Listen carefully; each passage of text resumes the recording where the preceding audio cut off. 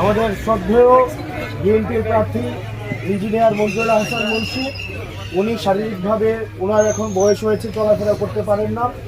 ওনার চলাফেরা করার জন্য ওনাকে 2-3 জন হেল্প করতে হয়। তো উনি নির্বাচিত হইলে চালাইতে পারবেন না, উনি ওনার পরিবর্তে ওনার অন্য কেউ চালাবে, এই জিনিসগুলো বলা বলি বলছিল আমাদের মধ্যে থেকে।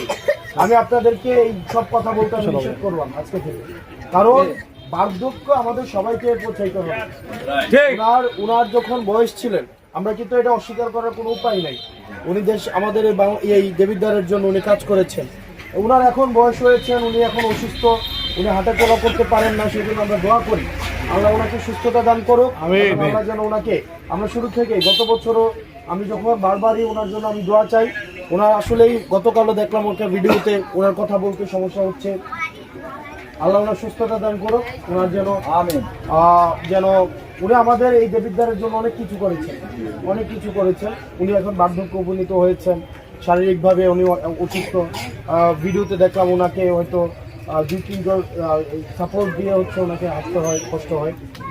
কিন্তু এই বার্ধক্য নিয়ে বা ওনার যে অবদান নিয়ে কেউ কটাক্ষ করলে সেটা আমি ব্যক্তিগতভাবে এই জিনিসটাকে আমি পছন্দ করবো না।